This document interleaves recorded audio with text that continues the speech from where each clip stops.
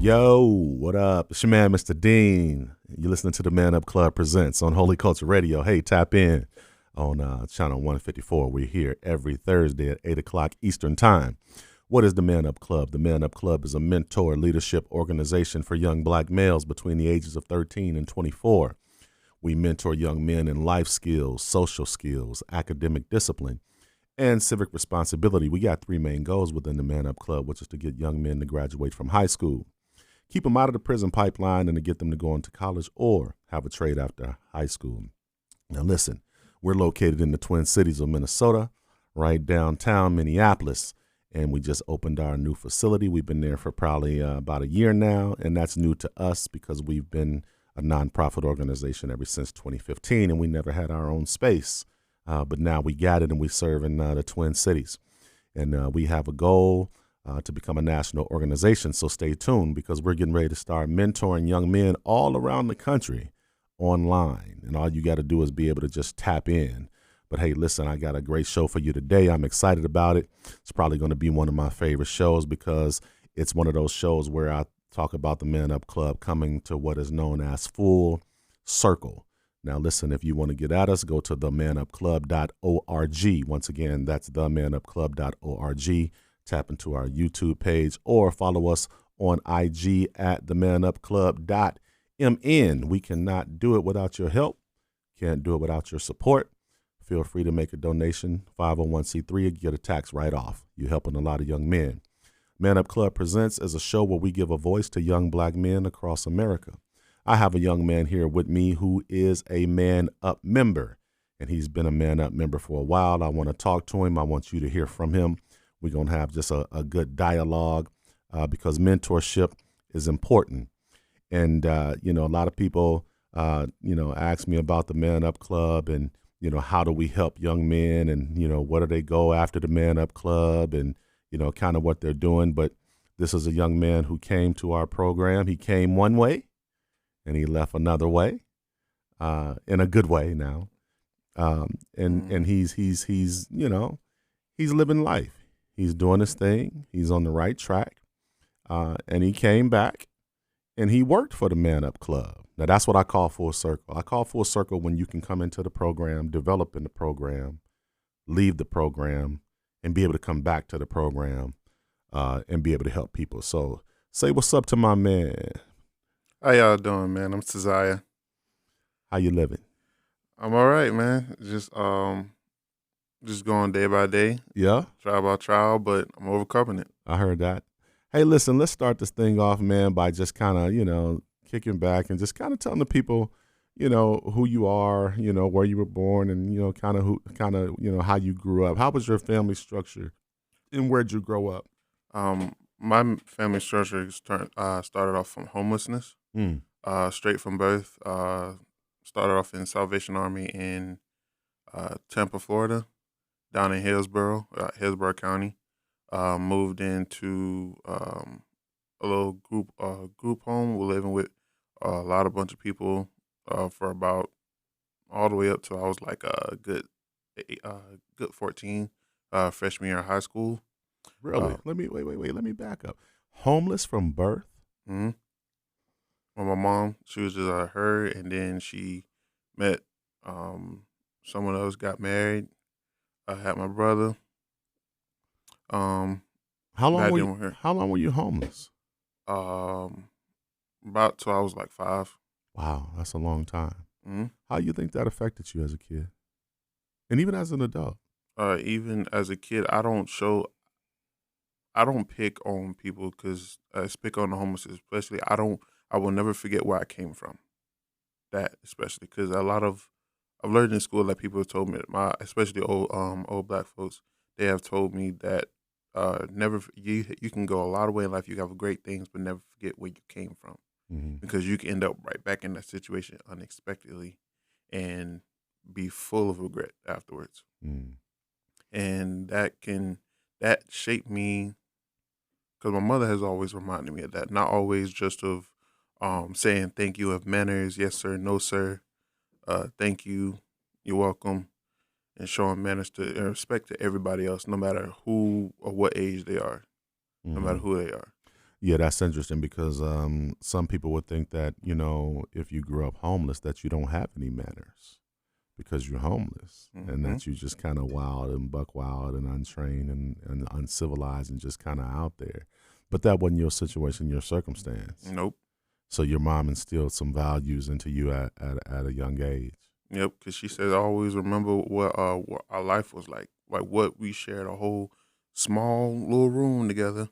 We barely had any place. We just had a floor, one bed. Me and my siblings was on the floor. My mom was on the bed. Sometimes we slept on the bed together, even when there wasn't a lot of space. But we made it work. Mm. We always made it work. Especially when living around, and especially up in Florida, because that's where all the wildlife is. You'll deal with uh, tree roaches, house roaches, sometimes lizards, snakes, especially, um, and keeping your area, your place of peace nice and clean, especially my mom's place, because I live up under her. I live up under her roof ever since then. But also, I didn't take it seriously when I was a kid, not keeping a space clean. I didn't realize how much important that was to my mom until we started packing and moving up here, and then I started finding like the old picture books of how well where we lived up in Florida and how dirty it was, and how Mm. disgusting it was, Mm. and that always made my mom uncomfortable. And sometimes, like a lot of times, well, not a lot of times, but sometimes she'll be crying or she'll be praying to God and ask her multiple times for us to make a way for us so we can get up out of here, Mm-hmm. so we can have a better space, better opportunities, especially for her kids and me since I'm the oldest. And how many brothers and sisters you got? I got one brother and one sister that I know of. You're the oldest, Yes, right? sir. Yeah. Okay. Yeah, that's interesting. So walk us through your, middle school, high school years. Um, mid, middle school, high school years. Whew. Middle school was the only good thing about that middle school. My middle school years was just band practice, where I felt like I was a part of a group. Really, that's when I first started to realize what true friendship was. I only had like a good one or two up in there, and that's when I realized I will only have a rare, not a whole big group, but only ones who would be like truly there, who have been in the same position as me. Mm-hmm. And there also have been people, a lot of kids who I grew up in the Salvation Army with, who I went through school with, elementary, middle, and high school with, and I don't see them anymore since I moved up here, but I still talk to them Mm-hmm. over the phone. Mm-hmm. High school is where, and growing up, I was always quiet, but I was also territorial about everything I have, because especially when it came to lunch, and then when nobody eat their food, the cafeteria ladies will put the food into like a certain table, and the table will be like all the unopened sandwiches, unopened juices, and stuff and I will put all that in my book bag. Every time lunch ended, I would go in there, put them in my book bag, and take them to school, so I would have something to eat afterwards. Because sometimes there would not be a lot to eat at home, Mm-hmm. and me and my brother would just do it all the time because we went to the same school. So we have our book bags be full of food more than our books and our homework to do. But we ate, we kept our food ready and everything else. My mama got food stamps. She got when she had to. Um, A lot of and, people. A lot of people don't. Let me pause you right there because a lot of people don't have a clue about that kind of lifestyle. mm-hmm. Even teachers. They some teachers just assume that you getting fed at home. You get Yeah, you I've heard that you getting up too many you getting times. up in the morning and you eating breakfast and you going out and waiting for the bus and you hopping on the bus and you coming on to school with your backpack, Mm-hmm. and ready to take on all the studying and academics. And then I'm sure there were kids who kind of made fun of you guys Yeah.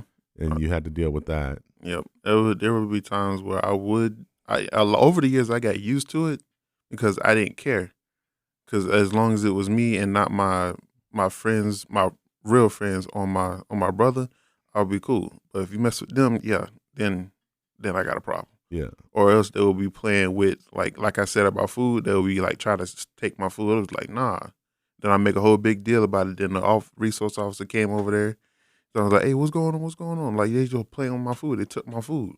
Now I ain't got nothing to eat because we weren't allowed to get second lunches. We had to pay for it. Mm-hmm. And my mama didn't have that kind of money back then. Mm-hmm. And the reason I stuck a pin in that is because, you know, I wanted to be a teacher, man, and I remember teaching middle school, and being a substitute teacher, and I was, you know, working on going to get my teacher's license. Mm-hmm. And a lot of the kids that I was drawn to that I wanted to help, you know, they were kids who, you know, were in trouble, and, you know, they had some situations going on at home and whatever. And I noticed that they were smart kids, but they just couldn't focus in school, you know. And so I wanted to extend that help. And I remember very vividly trying to help a few kids that I really was drawn to, who I knew had potential to be smart and intelligent. And I tried to help them, but they told me, hey, you can't help these kids outside of school hours. So if it's before 8:30 in the morning, you can't help them. And if it's after 2:30, you can't help them. And now I was devastated by that. And so from there, man, I decided I didn't want to be a teacher no more, because the kids that I wanted to help, they had extenuating circumstances, kind of like everything you just described. Mm-hmm. Some of them homeless, some of them hungry. You feel me? Some of them living in horrible conditions, staying up all night, not getting a good night's sleep, Yep. kind of like you, sleeping on the floor. And some of them moms wasn't even around, and they was taking care of their brothers and sisters. So by the time they get to school in the morning, it was just good for them to come to school. But I wanted to help them kids, and they told me I couldn't. And when they told me I couldn't, I decided that I wasn't going to be a teacher, and that's when I went into youth work. It was kids like you that put me in a position and motivated me to do the things that I'm doing right now as far as youth work and the Man Up Club and mentoring young men. I appreciate that. You feel me? That's real. And so that's when I went into youth work, man, and started developing the Man Up Club, and decided that I went to the University of Minnesota and got a double degree in sociology and youth development studies. And I'm like, yo, those are the kids that I want to tap into. And so I just bring that up, man, because there's a lot of kids out there, man, that are smart, they're sharp, they academically astute, but they just got a lot going on in their home life that just won't allow them to focus in school. And I want you guys out there to keep that in mind, man. All these kids that you see in the urban inner city, you know, that you think are subpar, or they're not intelligent, or they're not making the grade, or they're making a bad grade, or they're acting out, just keep in mind, man, that there may be something going on at home that you might not be aware of that's out of their control. It's your man, Mr. Dean. You're listening to the Man Up Club Presents on Holy Culture Radio, and I'll be right back with my man, Taziah. We're going to dig into it, because this is a man who's grown now, who's been in the Man Up Club, who works for the Man Up Club, and he's doing his thing. Yo, what up? It's your man, Mr. Dean, and you're listening to the Man Up Club Presents on Holy Culture Radio. Hey, listen, I got a special guest in here who's with me, who has been in my program for a couple of years now, and I like to talk about the success of young men who come into the program. You never really graduate the Man Up Club program, though. You just kind of come through, you go on to success, and then the ultimate goal really of what we want is we want you to be able to give back, to the organization, whether that's, coming to work for the organization or coming to volunteer your time, to mentor young men and what have you. And so, you've heard, what we've been talking about today with my man Taziah. He talked about how he was born into homelessness, talked about how he was bullied as a kid, talked about how he grew up without a father and how he grew up poor, talked about how his mom was very instrumental in his life, he went on to do some great things. He went into ROTC, came out of ROTC, and then he talked about his faith and what his faith meant to him. And now we're talking about how he got introduced to the Man Up Club, which is my organization, a nonprofit organization in downtown Minneapolis. We have a youth center, state-of-the-art youth center in downtown Minneapolis. So if you know any young men that are between the ages of 13 and 24, that need a mentor, make sure you tap into us. Go to our website, fill out an application at themanupclub.org. Once again, that's themanupclub.org. Have them fill out an application, bring them down. Hey, listen, we got so many programs that's going on at the Man Up Club.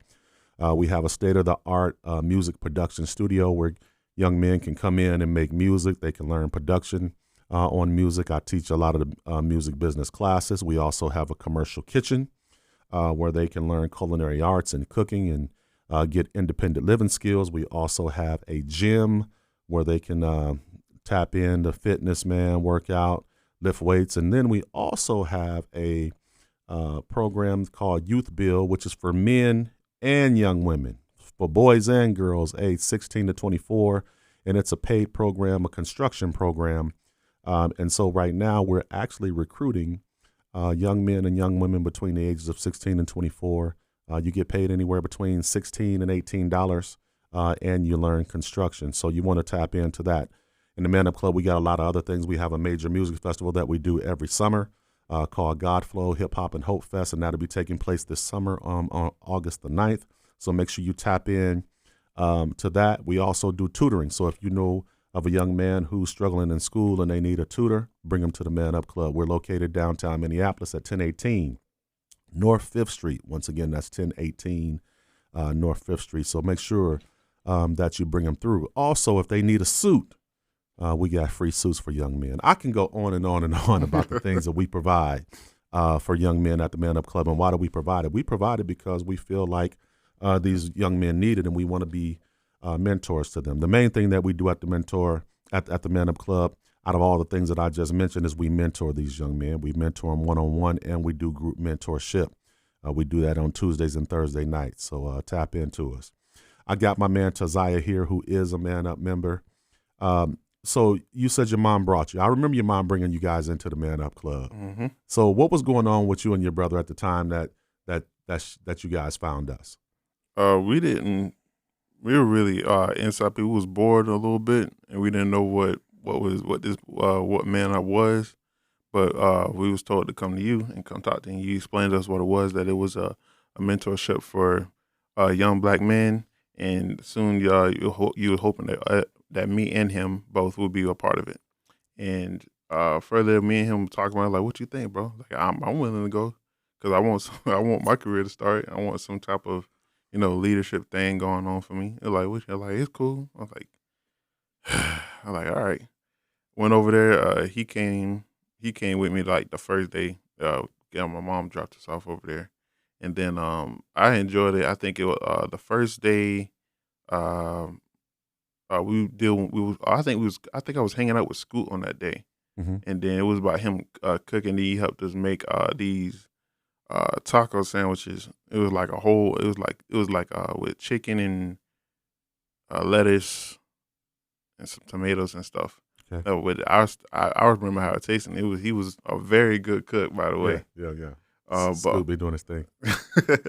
Yep. I still remember him. I still remember like that first day it was them, and like I think the whole thing was back. I didn't even know that many people was like involved in here because when we came in there, it wasn't that many people up in there. But the more it got that almost like I think around about like 5 or 7 o'clock. Yep. That's when people started rolling in. I was like, yo, there's a lot of people in here, and they really cool. Like, yeah, like me and him both was like really nervous to speak anyway because it was like our first time there. We were strangers to Minnesota, period, and we didn't know any rules or like any regulations. But I enjoyed our time there because a lot of them introduced themselves to me and my brother, especially Demetrius. Mm-hmm. Got to meet him. It was cool. I hope you do it cool too. Yeah, essentially. I remember when you guys first came in, and you could never judge a book by its cover because I remember the two of you guys sitting on the couch, and I'm like, these dudes is not gonna want to be a part of Man Up. And because sometimes it's like that. Sometimes dudes they just out there doing their own thing, and they don't even see the value of them having a mentor. I mean, but I've had a mentor all my life, man. I got 3 of them still, right now today. But it's interesting, man. You stuck and you stayed. Yep. You know what I'm saying? So why? Why not? I mean, why? like what?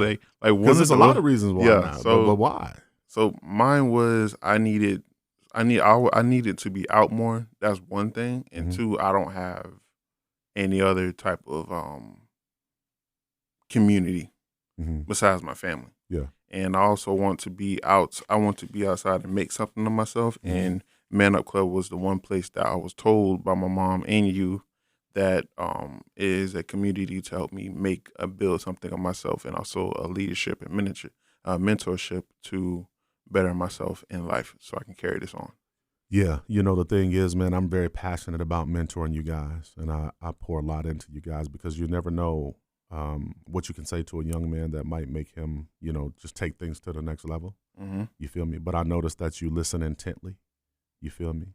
And obviously, we got our three main goals within the Men Up Club, which is to get young men to graduate from high school. Of course, you graduated from high school, Hmm. but it's to keep them out of the prison pipeline.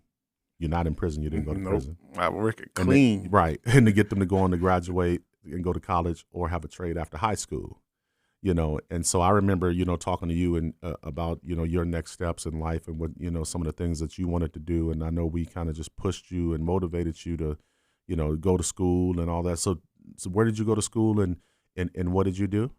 The school I went here, my first one was MCTC. I went there for theater arts. I didn't cut it because one, it was my first time ever going, Mm-hmm. and I couldn't handle the pressure, Mm-hmm. so I left without telling any of my teachers or my administrators there, and I got in trouble for it. So they suspended me for about a year, Mm-hmm. and I started working. My actual first job here was at Amazon. I was working there for about like almost 5 months, and until George Floyd and stuff started happening, and the Amazon building got Molotovs thrown at it, and then we had to exit out the back front. I've never ran so fast out there. I never seen a crazy mob before, but Did they were you just. did you re-enroll somewhere? I did. I re-enrolled in Summit Academy about like a year later. No, Okay. 2024. And what'd you do at Summit Academy? I enrolled in medical administrative assistance, where Yeah. I learned medical terminology along with medical billing and coding. Mm-hmm. But it was a course for there, but I didn't take it because the medical administrative assistance Mm-hmm. it was a 6 month program, so I kind of needed a break before I jump into another one. Did you finish the 6-month program? I did. I got the certificate. Okay. Yeah. Yep. And so Man Up is supposed to give you a scholarship. Yep, and y'all did. Y'all Yep. got me the You're scholarship. gonna get the scholarship. You're gonna get the scholarship. But that's what we do, man. And I just want to let you know how proud we are of you, for going on to the next level and enrolling yourself and then completing it and getting a certificate. You feel me? But one of the things that I'm really excited about is you've been working for the Man Up Club. Hmm. So tell us a little bit about that. So my job for the Man Up Club was basically at the front, making sure everyone clock in, and also before I even open up the doors, my job was also to make sure everything was clean and get ready. Mm-hmm. So it was by like making sure everything was clean, so when any of the fellas come out there, they can play ball or something, or especially when there was a garden out there, I could tend to the garden, water the plants if I needed to. Um, Getting a blower, make sure the leaves are out of the way, so when the boys go out there and play, they don't be slipping and falling, and we have no accidents over there. Um, One of my other jobs was to maintain the area inside the Men Up Club, so I can so make sure everything was good and ready, everything is supposed to be for like, and including when every other like any other construction courses was starting that day or any Sure. day, which they was doing on like Thursdays, so they can just be ready and able, and all the tools was there, and including for like tutors, especially because when the tutors are coming over, they can have the tables and chairs set Mm-hmm. and everything nice and neat, especially with a pool table, and everybody can come over there and talk and chill. Yeah. They could just do.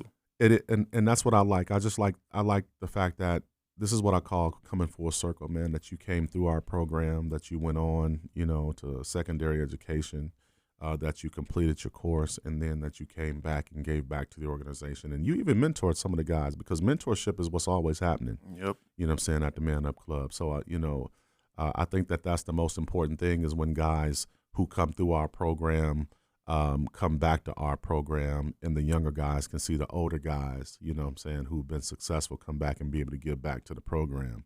And that's basically, what we're about. You feel me? Yeah. In the Man Up Club. And I think that speaks volumes for them to be able to see you do that, and even for the community. I think it's just huge from that standpoint as well. So I want to commend you. I want to, extend an invitation to anybody out there who has a young man that they feel like needs a mentor, who's just kind of out there wilding out, man, and need a place to go. Make sure y'all tap into us. As a matter of fact, I'll give you our phone number, which is something I typically don't do, but it's 612-584-3125. That's 612-584-3125. And it's your man, Mr. Dean. You're listening to the Man Up Club presents on Holy Culture Radio on Sirius XM Radio, channel 154. We come on every week, every Thursday at 8 p.m. Eastern time, man. Tap in with us. National show, man, where we give a voice to young black males across America, man. Everybody speaks for young black men except for themselves. And so now we're at a place, man, where we can give them their own voice. And now we got a place in downtown Minneapolis at 1018 North 5th Street, man, where they can come in and play Xbox, PlayStation, you know what I'm saying, hoop, whatever, make music or whatever. So tap in with us. It's your man, Mr. Dean. Holla at your boy. It's your man, Mr. Dean. You're listening to the Man Up Club presents on Holy Culture Radio, channel 154 on XM. Hey, listen, we're here, and I'm talking with a young man who has come into our organization, been a part of our organization, a Man Up member, who has gone on to do some good things, who is now working for our organization. And I like that because I really like telling stories about young men who come through our program and who do better and who go on to have some successes in life. And then more importantly, who comes back and gives back. And this young man certainly has done that. He's continuing to do that in real time today. Talking about no other than my man, Taziah. We're here in the Twin Cities, Man Up Club Mentor Leadership Organization for young black males between the ages of 13 and 24. And, we're talking about his history, how he grew up. He talked about how he grew up homeless and how he, got bullied and how he didn't know his dad and how instrumental his mom was really in his life. And he even talked about some of the things that he went on to do in regards to ROTC and some of the accolades and some of the honors that he got in doing that. And we're just kind of strolling through his life, man. It's kind of because it's really important for me to allow you to get to know who some of these guys are who are in our organization.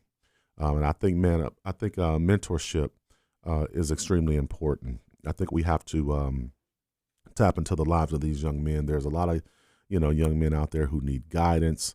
And we can't be afraid to approach these young men and bring them in, and feed them and take care of them and give them knowledge and information and even a level of spirituality.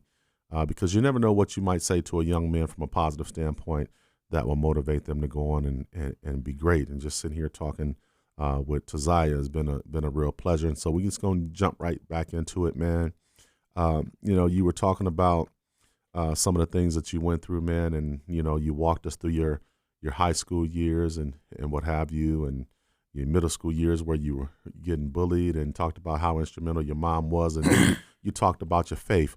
Why was faith so important to you as a young man? Because right now, man, you look at a lot of young people today, a lot of them, are not interested in God. You feel me? Or they're not interested in faith, or what have you. So, how did you develop your faith at such a young age? Music, it was basically in the church choir. A lot of their music depended on faith when God would deliver me from this. And there were a lot of times where I needed music to help me. And sometimes the words, sometimes I would listen to music just for the artist, just to hear the voice as a growing up. But then it would just be the beats, and then next was the words. And one of my favorite songs was Stay Saved by Kenton Jones. Oh, that's my boy. Is he him? That's my dog. Yeah. I done brought him a couple times to God Flow up here. Oh, But me and Kenton been knowing each other for, I want to say, every bit of 15 years. Oh, wow. Y'all tight. As a matter of fact, yeah, he featured on my kid's record. Oh, Yeah. Yeah, wow. we got a song that I wrote called I Love Him. If you love him, put your hands up. And I brought CJ in to sing that whole hook and everything. Oh my gosh. Yeah, but that Stay Saved? Yeah, Stay Saved was what I lived on. That's a hot song. Stay Saved was what I lived on, because I had to there were times where I wanted to be like put hands on a lot of kids back then, and especially when my mom got on my nerves, I just wanted to yell back. And but I didn't know respect back then, but I was just like, I'ma Well, stay stay safe. safe. And it was like that. Like I was humming a lot, bro. I would That's like dope. walk out the house and go for a walk and just be singing that song the whole time because I didn't know. I really needed help because like God, I need this. I have faith in you. Gonna get me through this. Please get me because I'm gonna stay safe. Follow your word, but just help me. Mm-hmm. You know he from Deerfield, Florida, right? For real? Ken Jones is from Deerfield, Florida, bro. Oh, And then he moved to Atlanta. Yeah, wow. I'm gonna have to holler at him and Bro, if you get him up here, I'm gonna lose it. You know what though? What's up? He actually has he's one of our DJs, one of our co-hosts. He has a show on this station on Holy Culture Radio. Oh, I did not know that. Oh yeah, I'm gonna have to put you up on. But keep going. Go ahead. Yeah, but as I was saying, like stay safe was one thing that I kept repeating because it wasn't just about the whole music video or just him in general. Mm-hmm. It was just about the words he was saying, what he was talking about, like the whole thing. When you go through events, somebody like it was one of my favorites when he said somebody that ate my sweet potato pie. Yeah. And then he's like, I'm gonna stay safe. I'm Yeah. like, yeah, somebody make you mad, somebody flirt with your lady, Mm-hmm. somebody knock you down, Mm-hmm. get back up, don't say a word, just keep it pushing. Well, that's why I love Christian hip hop, man, because a lot of people, you got. I came along at a time as a pioneer of Christian hip hop, man, where hip hop wasn't even allowed in the church, and actually the church was the main people talking about it, that it's the devil's music. Yeah, you know what I'm saying. So I had to fight through that. So I'm one of them OGs that, the OGs of CHH Christian hip hop. They had to know the word. We couldn't just be rappers and rap about Jesus like a lot of these artists do today. We didn't already pave the way for these cats, but we had to know the word because when we would go into a church to rap, we had to be able to break open that Bible and rightfully divide the word of God to even educate pastors as to why they needed hip hop ministry in their churches to speak to their young people. I had been going to churches too many times where you have traditional churches and they singing hymns and praise and worship and choir music and traditional gospel and quartet music and all of that. And then you got 15 young people that's just kind of sitting in the back, just not even paying attention, not engaged. And it's like, they ain't even tapping in. You gotta have some type of groove to like growing up. I thought like the whole choir music, choir Christian songs, like I thought that was it. Yeah. Like, I thought that was the only type of one. I was like, damn, my mom introduced me to Canton Jones, Dietrich Haddon, Lecrae. Lecrae is my Canton Jones and Lecrae I could listen to all day. All of them, my boys. All of them. All of them. Oh my gosh. Yeah, my son KJ done a concert in LA with Lecrae, man. That's probably been probably about 15 years ago too. Man, it was like no. I think my mom she introduced me to him, and then I went to go see Triple E's concert up in it was in Brandon, Florida once. Love Trip, he from St. Louis. Yep, right down the street from me. Yep, yeah. And he was like it was Triple E, and then I got into more. My mom figured I noticed that I liked the lo-fi beats, and she introduced me to Ty Tribbett and Mali Music. Molly. And Molly. That's my boy too. And Mali Music. Yeah. Molly Cole. I'm gonna tell you the coolest song I think Molly ever made. It's called "I Hate You." Oh. Have you heard it? Mm-mm. Go listen to it. I'm gonna listen to it. He comes at the devil's head. Yeah. Then I think one of my favorite ones that I still listen to was Lecrae's "Dirty Water." Mm-hmm. Like his church goes. I didn't realize how powerful that song was, and I was like, I kept listening to it a lot of times. Mm-hmm. I decided because when I walk, I put one earphone in, one earphone out, so I can hear who coming, who talking to me. Mm-hmm. But then when I was at home by myself, nobody else, I was listening to the song and just doing my schoolwork. And I listened to it, and he came across like how the slave masters would rape the mother and then leave the child. That's why we got all this abandonment in us. I was like, oh, that makes perfect sense. Like, yeah, because it carried on. That's how it starts. That's how it's carried on. And that's a curse that needs to be broken. Mm-hmm. And like this abandonment of children, that's one thing I intend to break off with my family as well. That's good, man. Because I've lived through that. I'm the embodiment of like not of no having fathers around. Yeah. And my mother especially had to step up to that point. Mm-hmm. And there were times where she would buy me and my brother and my sister clothes, but she hasn't bought herself a single piece of new clothing, any type of like any facial care or any type of jewelry, anything. There were even times where I couldn't even remember the last time she got her hair done. She's sacrificing. Yep, sacrificing. And then like growing up, when I realized that, I hated it to this day. And then I got up here, I started working. I legit, the first time I even had my check, I took my mama to get her hair done.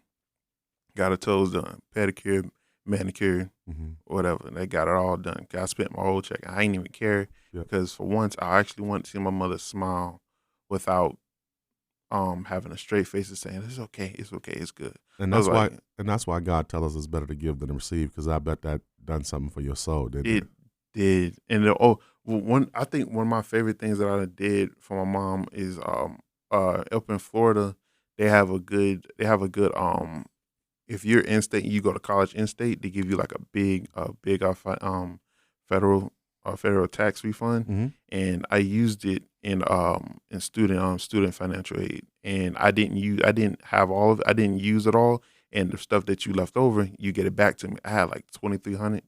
I gave the whole thing to my mom's just for us to move into a whole different house, and that paid the way. I'm like, Mom, hey, take this. I'm like, what is this for? You say there's this house a while ago that you had everything covered, but you need to cover the rest of this whole expenses thing. So as a young man who was, born into homelessness and grew up in poverty and was bullied and, all sorts of things, and who didn't have his dad, and, man, ultimately, how did you end up just being a kid to kind of just stay out of trouble and what have you? Like, what kept you on the right track? Comic books. Graphic novels. Comic books? Yeah, comic books like Spider-Man. Spider-Man was my first get-go since I was a kid. And then when I found out that was a black one, Miles Morales, yep. I had everything. I was in the library all the time, even during lunch. And I stayed out of trouble with like drawing manga books, graphic novels. There were even poem books that I would read, Harry Potter books. And I would be on the computer playing games. You would find me in the library. Mind of my own business. I'll be in there enjoying myself. Even like the little things could very grab your senses and have you safe. Or especially me, I never even went outside a lot because growing up, I always had like really bad asthma to the point if I stepped outside, it's immediate asthma attack. And I remember how those feel, and I hated it till this day. And I remember you coming into the Man Up Club, and your mom brought you and your brother in. And I'll never forget that day. I was like, who is these two big dudes that she bringing in there? But what was it, man, that, we got about 30 seconds left, and we'll jump into it in the next segment, but just tell me real briefly, what was the main thing? Because I remember one of y'all not even wanting to come, but how did y'all get introduced to the Man Up Club? My mother found you. She found you on during Facebook. She showed me like you guys had a trailer on there. It was like a whole propaganda of y'all on there, and it was like of everybody doing playing around. Y'all was at an event on some kind of, y'all had all the Man Up shirts. Y'all was on stage doing stuff, doing some type of songs and everything on the way. You was up on stage too, and it looked, I think it was like from like later years.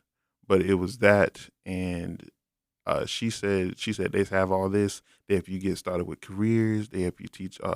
They also mentor you. They also have video games then that can occupy you, and some food and culinary arts. Because my brother, he loves cooking.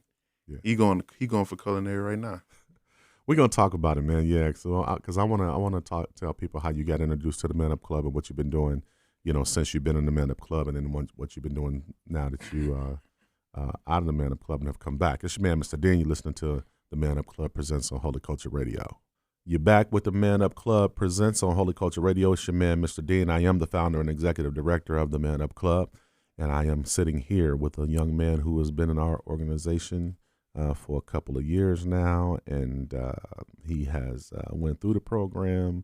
He's went on to do some good things, and he's come back, and he's given back to the program, and also now works for the program, and it's just a great thing to see, because I want to take some time in this segment to really dissect, kind of what we do at the Man Up Club, and allow you to see some of the progress that we make and how we do change the lives of some of these young men and try to help them stay on the right path.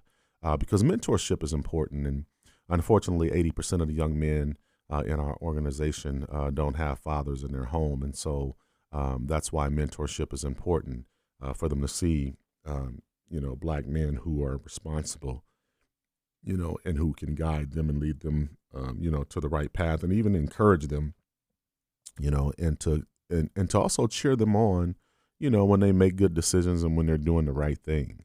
We're sitting here talking with my man Taziah, and he talked about how he grew up homeless from birth, and how he grew up poor with a single mom, and with his brother and sister, and some of the trials and tribulations and some of the struggles that he faced. Just going to public school or whatever down in Florida.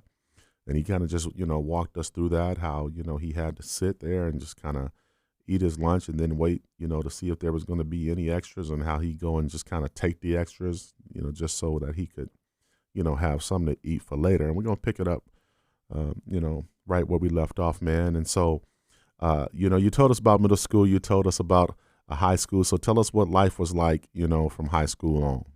From high school on, it was a bit provocative, especially when I wasn't like all physically healthy anyway. I still ended up with still with inhalers and asthma pumps as well. So I couldn't do any sports. It sucked. I wanted football so much. Really? But it didn't. The only time my asthma ever got better was right around sophomore year, is when I actually got freshman year in high school was when I got to ROTC. And ROTC is like a military training corps for like young kids. And the branch I was in was the Air Force. Okay. Started off from a cadet, graduated as a master sergeant. I left there, graduated high school with 5 certificates of it, 5 ribbons, almost had me a star. So you was doing your thing. Yeah. I didn't realize how connected to military I was until I told my great aunts and uncle about it, and they pulled out this memory book, and turns out we got a whole bloodline full of military people, and all of us either ended up in the Marines or the Air Force, and mine was the Air Force, and I was supposed to after I graduated high school, but my mom ain't like it. She just was like, she was like, I don't want you. I'm like, why not? Because number one, Trump is in the seat. That's not finna happen. Okay. That's not. This is in 2018 too. This is like when I told her about what we was talking. I was just like, nope, not at all. I was like, so I had to find something else. But through all of my school years, it was just like a lot of times where I would see people who weren't even out of freshman year yet, but being pregnant. I was like, being pregnant? Yeah, pregnant. Like girls who be pregnant, like they were pregnant by seniors, or people who are especially ones who get caught inside of like all the other areas of the school doing inappropriate stuff. One of them was caught there was a lot of times where a whole bunch of group of kids got caught smoking weed or selling on the property at school. Yeah. And there was even times where on days of the last day of school where we had to run. I had to literally run for my life because there was a shootout in front of the school. Oh, wow. It was that, and there was times where even when school shootings started to happen, they surrounded my entire school with police officers. They had every school up in Florida like that. Well, in Tampa. Yeah. It even got worse right around a serial killer started happening. He got about 7 people killed. Thank God. The police found him. They found him eating breakfast inside of McDonald's, which is crazy because they uploaded the footage of him just eating, and they pulled up to him, but he wasn't moving. And turns out he was armed, and he said he was all talking and stuff. He wasn't yelling. He was all calm, and he was smiling at the end, and they just opened a whole bunch of rounds into him. Really? Yep. And did you see that? The police officers showed the footage on live TV. Wow. But through all that, there was times I had to tell my mom about it. But through all that, I still went to church. And crazy part, and the good part about it was the house we were living in, there was a church across from us, like a little 5 seconds, right across the street. So I went there throughout it was Praise Outreach Bible Study Church in Corpus in Tampa, Florida. And I've been growing up. I've been going back there. Like, I grew up there. I was almost, my mom told me I was almost born inside that church once, because she said she went into labor inside that church. And it was almost too good to be true that I was still good. And I was still kept God on my mind. My mother always had me read a scripture every day, or she found a scripture that would mostly trigger me, that would bring hope to me, bring life to me, especially. And she even held me down, even at my worst times when I was struggling in school, when I got bullied, or the point where I couldn't take it no more. And I had my own, everybody had their own bullies, but it took me a breaking point to it, when I had enough of him. And he just, I don't know, my mom told me I snapped, and I just, I stabbed him in the head with a pencil. Oh, wow. I still remember doing that. That's violent. Yeah, it was it was violent. You had all that down inside of you from being bullied. Yep, but it was just, I always held it down, hid it inside of me, because I was always taught to never start fights, never get in trouble, never look for trouble, and stay out of people's way and mind your own business. But it was just times where I was just I couldn't do it. And the only reason I acted out that way was because he thought it would be cool to pull. It was one of our dance events at our school. He poured chocolate milk down my suit. Okay. And it was a white suit, one of my favorite suits ever. He humiliated you in front of everybody. Yeah. Even my mom was there. Let me ask you this question, because I noticed that you hadn't said anything about it. Where was your father throughout your life? I don't know. Crazy part is, I still haven't heard. I only spoke to him once over the phone, and the only thing I ever asked him for was for a Spider-Man book bag. For when I had started fourth grade in elementary school, and I haven't. You ain't got that Spider-Man book bag yet? Nope. But that was it. But my mom bought me one, and it lit up in the dark, and it glowed up in the dark, and it lit up when you hit it, when you moved. The things we hold on to. Yep. It was that. I wanted to hold on to that, but then it started ripping easily. How you feel about your dad not being around at all? There are times when I didn't care anymore, but there were also times where I legit actually wanted him. I still want him around, but I'm just not finna go after somebody who should have been there in the first place, who I shouldn't have to go after. And, another thing is, I know where he is, but he doesn't know where I am. That's part, when I got to high school, throughout the high school, I got into computer design and computer science and everything. And they always told, especially about apps, especially about Facebook and everything else, on how to play with them around with the settings and everything. Sure. Found him. I ain't gonna say his name on here, but I found him. I know where he is. But one day I'm gonna go meet him. Oh yeah. Yeah, one day I'm gonna just I've spoken to one of his children. Okay. And told them who I was, and I met them on video call. You ever feel a void with him not being in your life? No. That's interesting, because I didn't know my father either, but I always felt a void. Yeah, but I had father figures growing up. Okay. In going to church, there was ministers, brothers,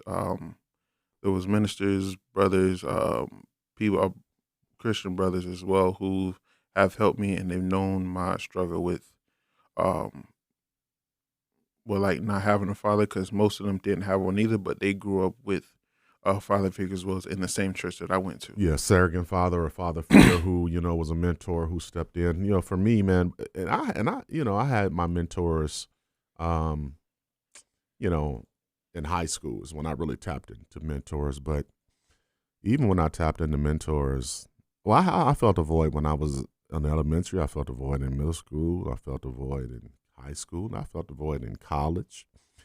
I felt a void after college. I felt a void when I became a father. I felt a void after I got married.